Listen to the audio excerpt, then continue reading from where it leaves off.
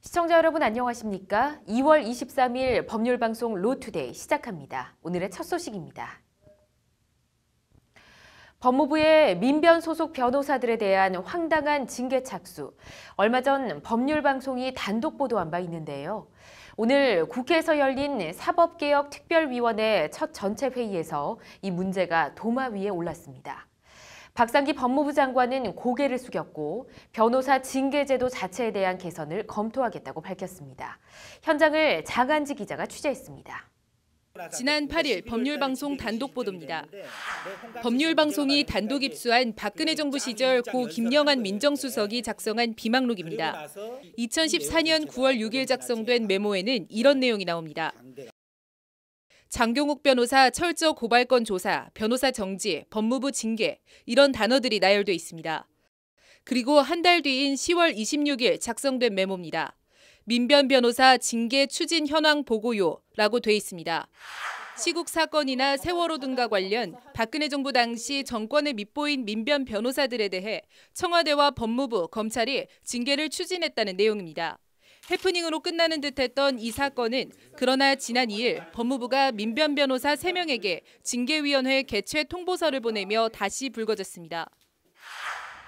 법률방송이 어제 단독 보도해드렸는데 법무부가 오늘 민변 김인숙, 김희수, 장경욱 변호사에 대한 변호사 징계위원회를 열었습니다. 변호사법상 변호사 징계권을 가지고 있는 대한변협 김현 회장은 법무부 변호사 징계위 개최에 하고 한숨만 쉬었습니다. 오늘 국회 사개특위 첫 전체 회의에선 법률방송 보도 관련 내용이 질의됐습니다. 민변 변호사 징계 추진 현황 보고 이런 메모도 있습니다. 굉장히 악의적으로 활용이 됐던 사건입니다. 공안 사건의 변호인을 징계 제도를 악용하여 겁박한 것에 다름 아닌 것입니다. 이재정 의원은 그러면서 그런데도 징계위 개최를 강행한 법무부를 강한 어조로 질타했습니다. 짧게 줄여서 제가 언급하겠습니다. 절차적으로 위법하기도 합니다. 또 실체적으로도 위법합니다. 실체적 징계 사유 없음에도 불구하고 이재정 의원은 나아가 검찰이나 법무부에 의해 악용될 소지가 있는 현행 법무부 변호사 징계제도 자체를 손봐야 한다고 목소리를 높였습니다.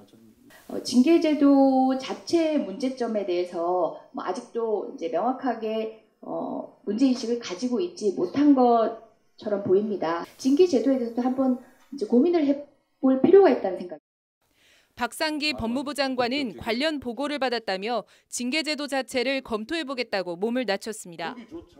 법무부가 변호사들을 어떤 정치적인 이유라든가 다른 이유로 해서 이렇게 감독하거나 그래서는 안 된다고 생각하고 있습니다.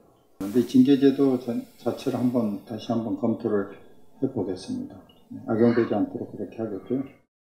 징계위에 회부됐던 민변 변호사들은 이런 일이 되풀이되지 않도록 하기 위해서라도 당시 부당 위법한 징계를 추진했던 사람들에 대한 조사와 처벌이 이뤄져야 한다는 입장을 밝혔습니다.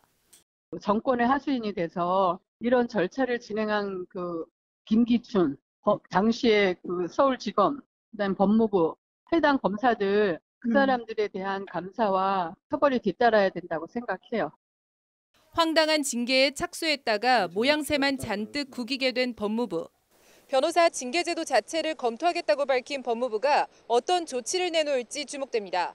법률방송 장한지입니다.